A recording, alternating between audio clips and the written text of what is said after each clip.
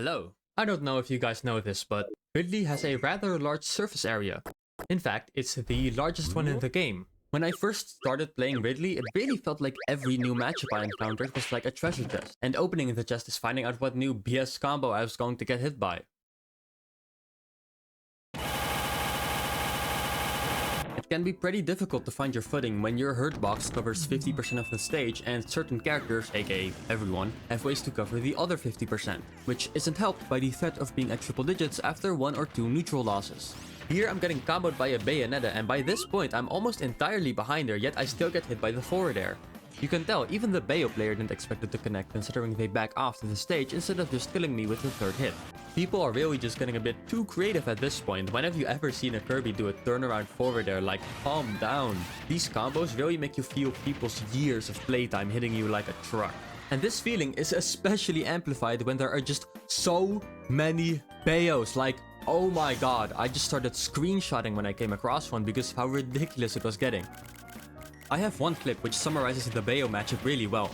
I get comboed, fall out, killer at 30 because they can't resist ABKing above the ledge, and then I get comboed again.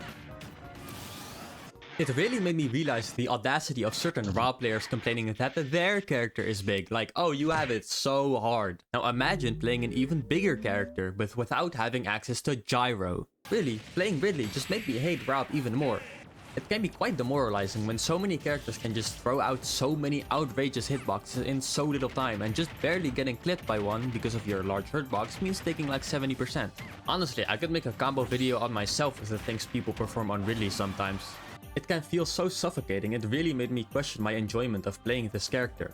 But thankfully, there is something that's really fun and something Ridley excels at, and that's edge guarding.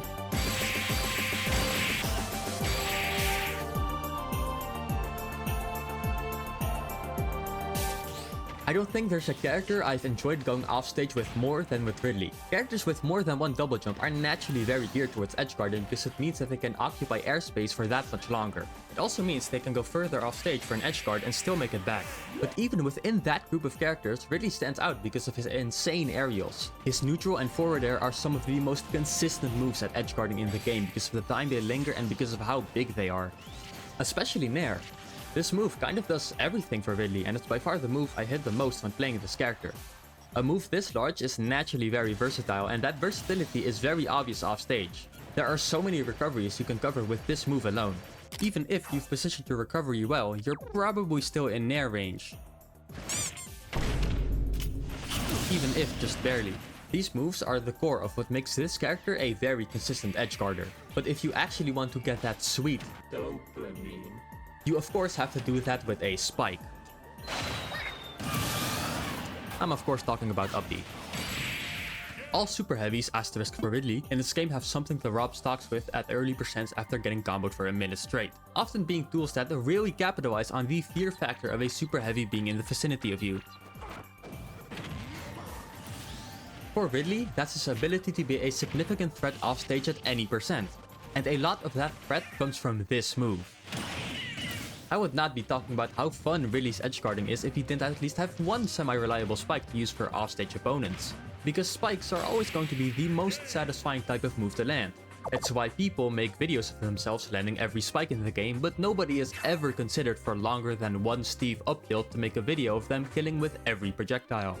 Spikes are just way more fun, and Ridley's up B is, in my opinion, especially interesting. This move is genius. It's a suicide spike that doesn't actually require you to die. You can still use it that way, and doing so makes it one of the most satisfying spikes in the game to hit. But being able to threaten the area around the ledge with a spike while grabbing it at the same time allows Ridley to follow up on options the opponent chooses in case the up B misses, which opens up a whole new area of edge guarding possibilities. But often the move does just straight up connect because it hits quite decently below the ledge. And if they grab the ledge just before you do, it puts so much fear into people that they often instantly roll, allowing for a free punish. Ridley maybe doesn't reach Jigglypuff levels of edge guarding, but in my opinion, it is way more exciting. Unfortunately for me and for Ridley, you don't just start off in an advantageous position where you can just go for super awesome epic Ridley spikes the whole time. You first have to play neutral, derogatory, which for the most part is pretty simple. After all, a lot of it is just Nair. Of course, saying you can just neutral air is a bit of an oversimplification. I've mentioned how versatile this move is offstage due to its size and the hitbox lingering quite well. And all of that stays true on stage, alongside it being a decently safe move to throw out and being auto-cancelable from a short hop, meaning that when used alongside a short hop and perhaps also a properly timed fast fall, you don't have any landing lag. With so many good traits, there are many ways to change the way you're using this move to cover for many different scenarios. You can short hop nair, full hop nair into a double jump nair, into a triple jump nair, short hop into a landing nair, nair out of shield, consecutive short hop nairs, dash attack cancel, retreating neutral air. And these are all good options, which is why most matches come down to how well I can nair. And it's why nair is his best move by a good margin. Despite being so good though, it can't actually do everything.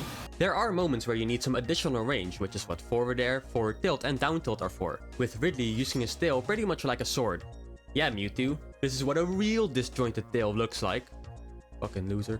If it weren't for the semi-spammable range that forward tilt and down tilt bring, Ridley would get overwhelmed in neutral by a lot more characters. Not only do they have insane range, but they're also aided by the fact that Ridley is way faster on the ground than in the air, making them really good at hitting people on the ground or those who are trying to jump in.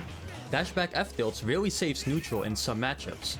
The Kazuya matchup would be a continuous hellscape of punishment without these two moves.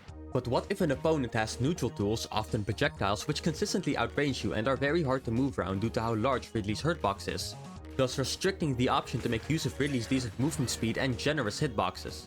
I don't know, just nair better, man. One thing I like to do in neutral sometimes is wave dash. Yeah, the iconic melee mechanic, except it completely sucks in this game because of how much landing lag directional air dodges give you. Ridley is like one of the only characters in this game that can make use of it and actually get something out of it. Because he has the second longest wave dash in the game, he actually makes some distance, but with the speed and range to also maybe follow up with something. Just doing a simple dash would probably be better and safer most of the time, but come on, it's a wave dash. When I actually get rewarded from doing it, I feel like the sickest player ever. But considering that wave dashing is very situational because you're just putting yourself in lag and many attacks hit you when wave dashing anyway, its most common use is as an intimidation tactic, to signal to the opponent that you are a good player and know how to wave dash. Essentially, it's just aura farming. Ridley doesn't really have any scary consistent combos to kill people with. Since you can get so many kills off stage, that's fine. Especially when Ridley's edge guarding is so fun, so versatile, and so expansive. Have I mentioned that Ridley's Space-Pirate Rush is also a niche edge guarding tool for when people are far away and just jumping towards them isn't gonna cut it?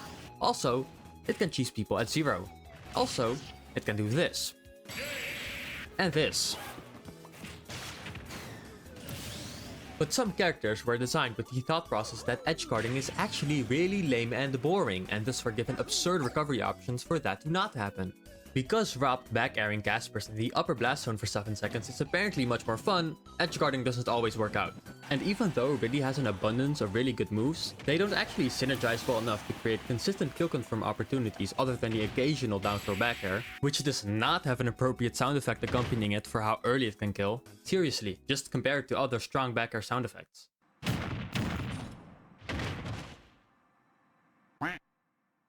You also have down throw into triple forward airs at the ledge, which isn't true by the way. You can just air dodge out of it, it will work wonders. And up tilt into up air, also known as wing wong, which looks consistent, but it's not. It's just not, trust me. Thankfully, Ridley's smash attacks have some of the most I'm just gonna throw one out factor of any smash attacks in the game. Up smash is just kind of insane.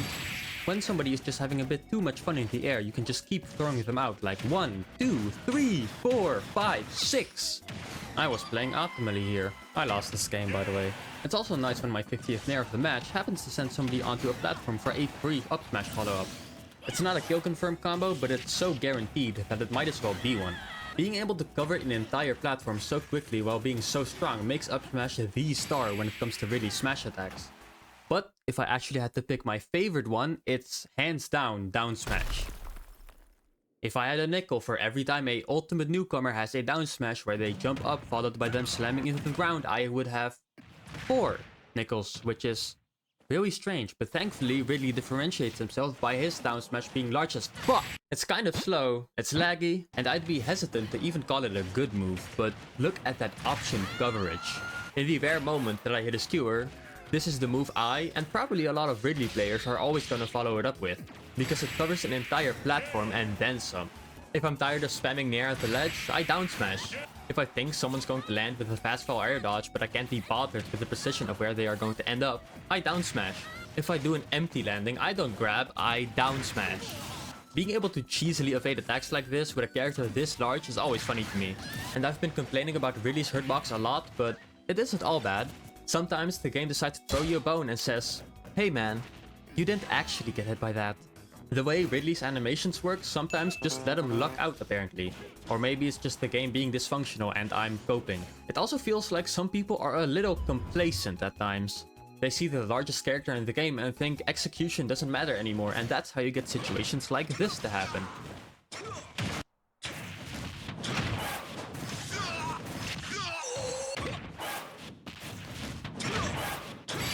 Or, you know, there's just something up with Captain Falcon players on Kalos Pokemon League. And as far as F Smash goes, it's alright. It's nice at calling out people mashing in front of you, and feels good to hit. It's also great out of a parry, like, woo!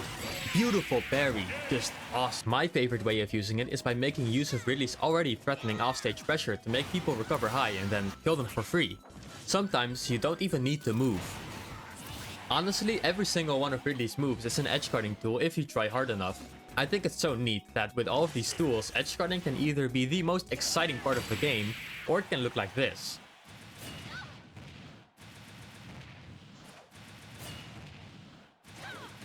This character really is all about pushing the advantage state to the limit.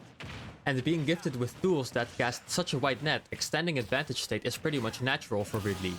And it's been very fun, especially the edgeguarding. I really like edgeguarding, edgeguarding's cool.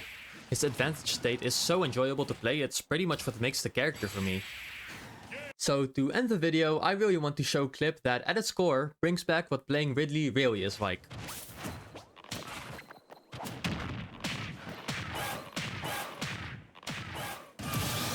I think I was probably DIing the wrong way.